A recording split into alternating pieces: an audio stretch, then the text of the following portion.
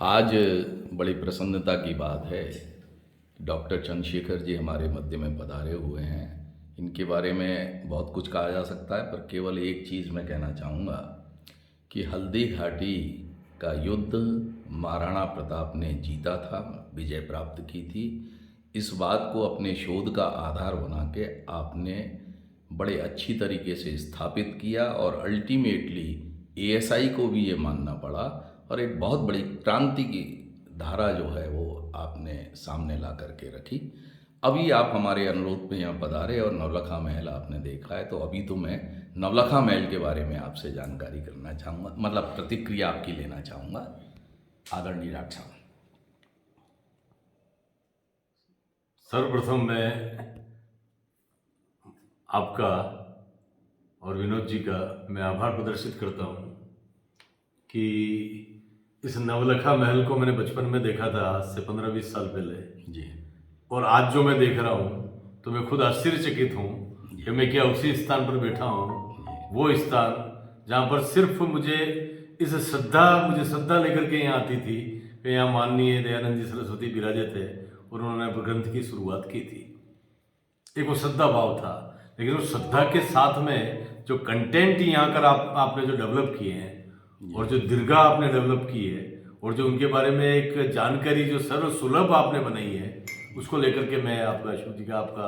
आभार व्यक्त करता हूँ। धन्यवाद। कि ये स्थायी मूल्य का काम है और जो जिसको संकल्प को लेकर के दयानंद सरस्वती पूरा जीवन उन्होंने जिया और जो ज्योत वो जला करके गए मानव निर्माण की,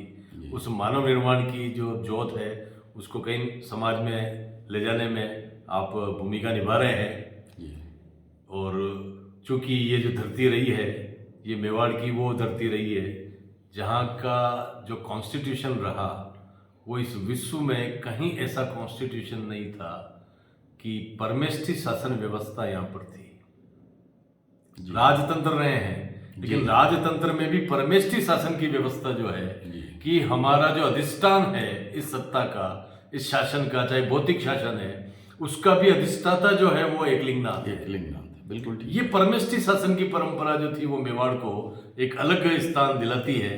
और उसी परंपरा में हम देखें कि ऐसे महापुरुषों ने जन्म लिया जिसमें महाराणा प्रताप भी थे और दयानंद सरस्वती जी का यहाँ पर पधारना मैं मानता हूँ कि सज्जन सिंह जी के निमंत्रण आग्रह पर हुआ था, लेकिन दयानंद सरस्वती जी की जो चेतना थी वो प्रताप के उस कृतित्व से, उस विराट व्यक्तित्व से जुड़ी हुई थी और वो निश्चित रूप से इस भूमि के दर्शन करना चाह रहे थे और इसीलिए उन्होंने अपने ग्रंथ की जो शुरुआत की थी वो मेरा मानना है कि वो प्रताप की ही प्रेरणा रही होगी और प्रताप के प्रति ही उनकी जो अगाध श्रद्धा रही होगी, उसी श्रद्धा का नतीजा था कि उन्होंने अपने उस अमर ग्रंथ को लेकर के, उस अमर ग्रंथ का जो शुरुआत है, उसका जो श्री गणेश है, वो इसी नवलखा महल से किया, सत्यार्थ प्रकाश को,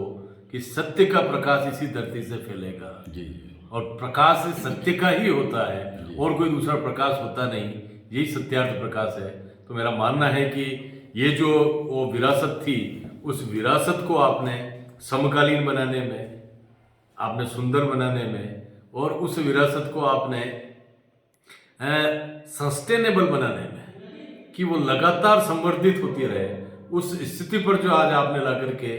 एक बड़ा भारतीय मनीषा का कार्य किया है, उस मनीषा के कार्य के लिए अगर आज मैं नहीं आता तो मेरा मानना है कि शायद मैं दुर्भाग्यशाली होता, मैं वंचित रह जाता, क्योंकि इस डेवलपमेंट से। और सबसे खूबसूरत पक्ष जो है कि आपने जो भी यहाँ पर ये सुंदरता आपने शुरू की है, ये प्रदर्शन के लिए नहीं, इसके पीछे दर्शन है। ठीक बात। ये सबसे सुंदर है, क्योंकि हो सकता है कि हम भौतिकता में इससे अच्छी सुंदर चीजें हमें देखने को मिल जाए, लेकिन वो प्रदर्शन है जिसके अंदर दर्शन नहीं है। लेकिन मैं यहाँ पर ये महसूस करता हूँ कि यहाँ पर दयानंद सरस्वती जी का जो भारतीय दर्शन है, जिस दर्शन पे उन्होंने जीवन जिया था, जो उनका मूल नक्षत्र में मूल होना, मूल शंकर होना, वो जो उनका जीवन का जो दर्शन था, वो जीवन का दर्शन इस सारे विकास के अंदर जो है वो प्रदर्शित हो रहा है, छलक रहा है और जो भी व्यक्ति यहाँ पर आता है वो उसको आत्मसात करके जाता है। ये सिर्फ आंखों का सुख नहीं है, ये आत्मा का सुख यहाँ पर मिलता है। बहुत सुंदर आपके ये बातें जब लोगों तक पहुंचेंगी तो उनको भी डॉक्टर साहब बहुत प्रेरणा मिलेगी।